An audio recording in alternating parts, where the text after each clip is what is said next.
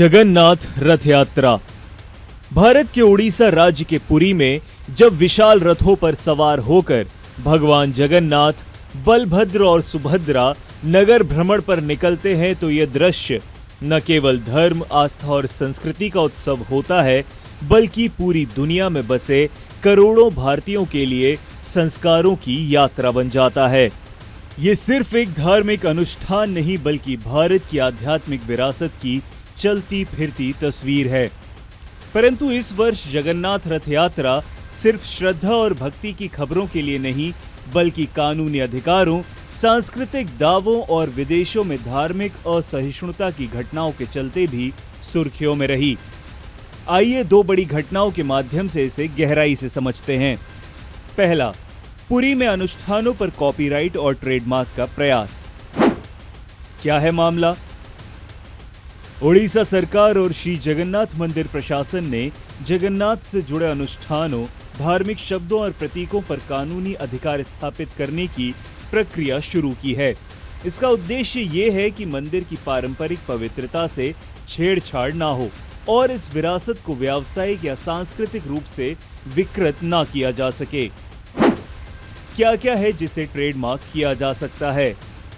कुछ शब्द और चिन्ह हैं जिन्हें ट्रेडमार्क किया जाएगा।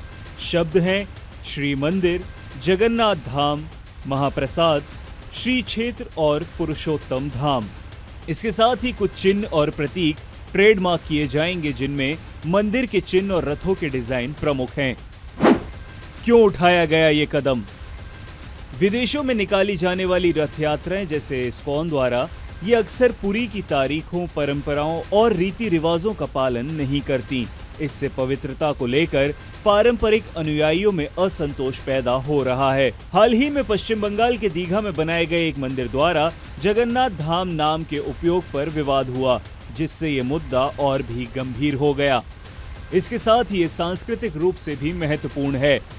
भारत की धार्मिक परंपराएं, लोक संस्कृति, भावनात्मक जुड़ाव और धार्मिक विधियों से जुड़ी होती हैं।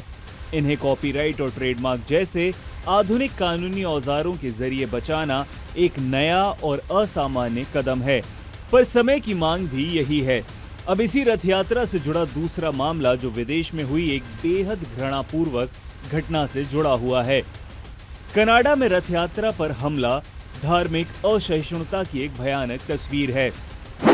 क्या है मामला? कनाडा के टोरंटो शहर में आयोजित रथ यात्रा के दौरान अज्ञात लोगों द्वारा रथ पर अंडे फेंके गए। इस घटना से श्रद्धालु समुदाय में गहरा आक्रोश और आहत भावनाएं उभरी हैं। सरकारों की इस पर प्रतिक्रिया भी आई है। भारत सरकार ने कनाडा से कड़ी कार्रवाई की मांग की है और पूर्व मुख्यमंत्री नवीन पटनायक ने इस घटना को भक्तों की आस्था पर हमला करार दिया है। ये घटना क्यों चिंताजनक है? ये सिर्फ एक रथ पर अंडा फेंकने की घटना नहीं है, बल्कि एक समुदाय की आस्था, उपस्थिति और धार्मिक स्वतंत्रता पर हमला है। कनाडा में पिछले कुछ महीनों में हिंदू मंदिरों पर हमले, धार्मिक पोस्टर फाड़ने और उन्हें जलाकर नारेबाजी करने जैसी घटनाएं काफी हद तक बढ़ गई हैं, जो नस्लवाद और जैनोफोबिया के संकेत देती हैं। जगन्नाथ रथ यात्रा का मतलब सिर्फ देवताओं का नगर भ्रमण नहीं है, बल्कि धर्म का सार्वजनिक उत्सव है जो भौगोलिक सीमाओं को पार करता है। ओडिशा सरकार की कानूनी पहल जहां संस्कृति की शुद्धता को संरक्षित करने की एक कोशिश है, तो वहीं कनाडा की घटना ये याद दिलाती है कि धार्मिक सहिष्णुता और विविधता को लेकर दुनिया को आज भी लंबा सफर तय करना बाकी है। इन दोनों ही मामलों में आपकी क्या राय है? विशेषकर कनाडा की घटना पर आपके क्या विचार हैं? हमें कमेंट में लिखकर जरूर बताएं।